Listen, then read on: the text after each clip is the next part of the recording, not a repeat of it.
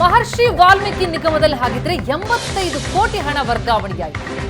ಭ್ರಷ್ಟಾಚಾರದ ನಿಜವಾದ ಪಿತಾಮಹ ಕಾಂಗ್ರೆಸ್ ಪಕ್ಷ ಅಂತ ಈ ಪ್ರಕರಣಕ್ಕೆ ಸಂಬಂಧಪಟ್ಟಂತೆ ರಾಜ್ಯ ಸರ್ಕಾರದ ವಿರುದ್ಧ ವಿಜಯೇಂದ್ರ ಆಕ್ರೋಶ ವ್ಯಕ್ತಪಡಿಸಿದ್ದಾರೆ. ಚಂದ್ರಶೇಖರ್ ಡೆತ್ ನೋಟ್ ಅಲ್ಲಿ ಅಧಿಕಾರಿಗಳ ಹೆಸರು ಉಲ್ಲೇಖ ಆಗಿದೆ. ಸಚಿವರ ಆದೇಶದ ಮೇಲೆ 106 ಕೋಟಿ ಅಕ್ರಮ ಅಂತ ಉಲ್ಲೇಖ ಆಗಿದೆ. ಸಚಿವ ನಾಗೇಂದ್ರ ಅವರನ್ನ ಕೂಡಲೇ ಸಂಪುಟದಿಂದ ವಜಾಗೊಳಿಸಬೇಕು. ಯಾವುದೇ ಕಾರಣಕ್ಕೂ ಸಚಿವರನ್ನ ಮುಂದುವರಿಯುವುದಕ್ಕೆ ಬಿಡಲ್ಲ. ಚಂದ್ರಶೇಖರ್ ಸಾವಿಗೆ ಸರ್ಕಾರ ನ್ಯಾಯ ಒದಗಿಸಬೇಕು ಅಂತ ಸಚಿವ ನಾಗೇಂದ್ರ ತಲೆದಂಡಕ್ಕೆ ಆಗ್ರಹಿಸಿದ್ದಾರೆ ಬಿಜೆಪಿ ರಾಜ್ಯಾಧ್ಯಕ್ಷ ವಿಜಯೇಂದ್ರ.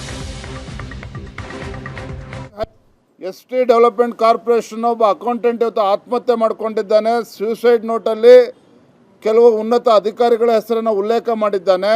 ಜೊತೆಗೆ ಆ ಇಲಾಖೆಯ ಸಚಿವರ ಒಂದು ಮೌಖಿಕ ಆದೇಶದ ಮೇರೆಗೆ 106 ಕೋಟಿ ಇವತ್ತು ಹಗರಣ ನಡೆದಿದೆ ಅಂತೇಳಿ ಇವತ್ತು ಡೆತ್ ನೋಟಲ್ಲಿ ಬರೆದಿರ್ತಕ್ಕಂಥದ್ದು.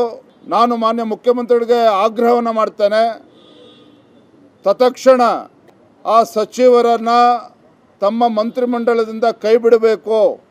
ಸಚಿವರನ್ನು ತತ್ಕ್ಷಣ ಮಂತ್ರಿಮಂಡಲದಿಂದ ಕೈ ಬಿಡಬೇಕು. ಉನ್ನತ ಮಟ್ಟದ ತನಿಖೆನೂ ಕೂಡ ಆಗಬೇಕು ಈ ವಿಚಾರವಾಗಿ.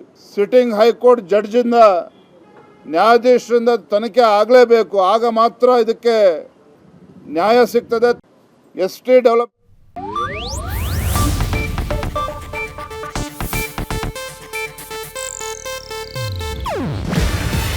ಇದು ಏಷ್ಯಾನೆಟ್ ನ್ಯೂಸ್ ನೆಟ್ವರ್ಕ್ ಪ್ರಸ್ತುತಿ.